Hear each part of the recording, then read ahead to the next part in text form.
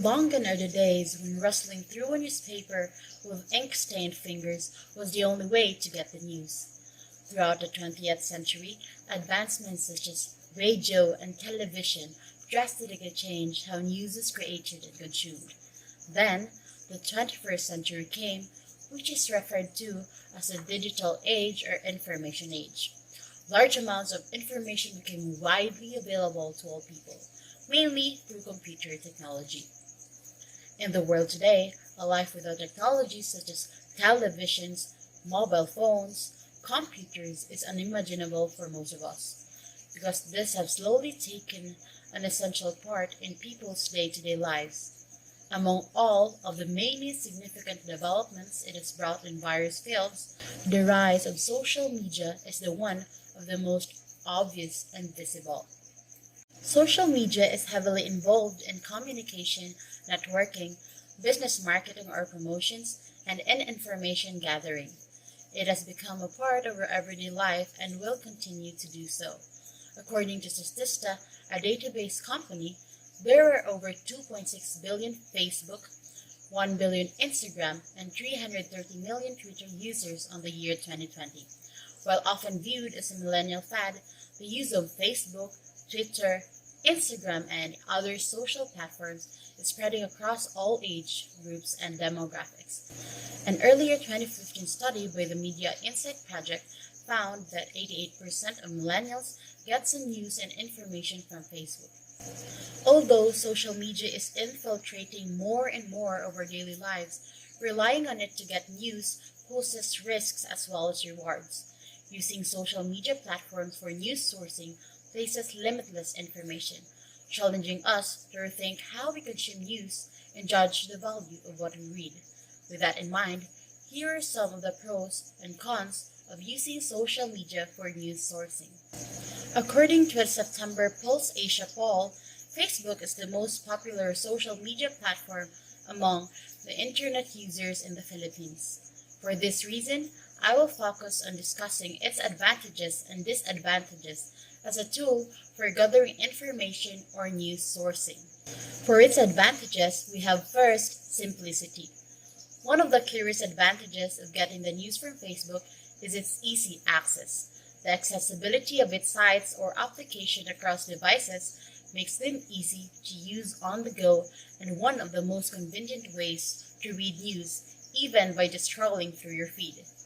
Second, we have personalization.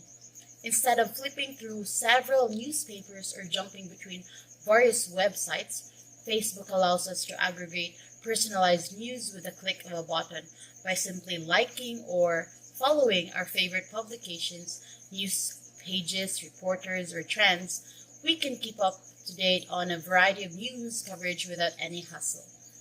Third, we have timeliness. Surely one of the most salient aspects of social media news sourcing is the timeliness of the coverage. Constantly updated Facebook timelines ensure that the news is actually new throughout the day. Fourth, we have interaction.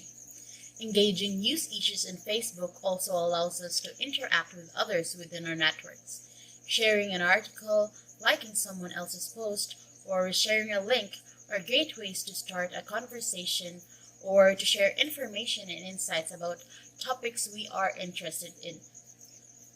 For the disadvantages, we have first, perspective. While Facebook allows us to develop our personalized news feeds, this source is inherently limited. It can be very easy to isolate ourselves from news, topics, opinions, and perspectives we don't like by simply choosing the ones that make us most comfortable.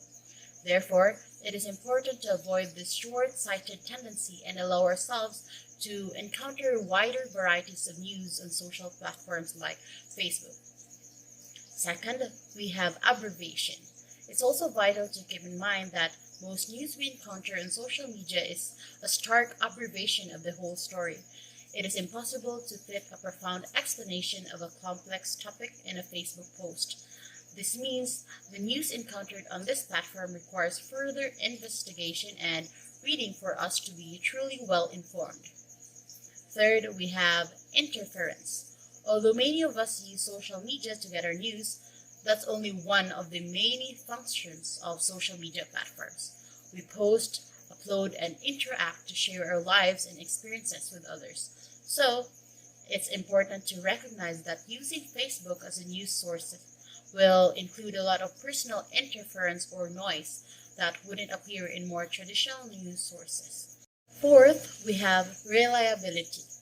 Social media allows us to crowdsource our news, gathering content from both professional and personal sources.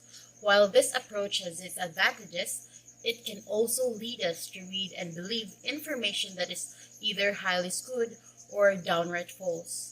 A critical perspective is required when judging the relevance, usefulness, and accuracy of the content found on social media platforms, especially on Facebook, where anyone can just spread information without a sense of responsibility. Altogether, it is clear that when used properly, social media offers us a wealth of information that immensely improves our lives in ways that previous generations never could have thought possible.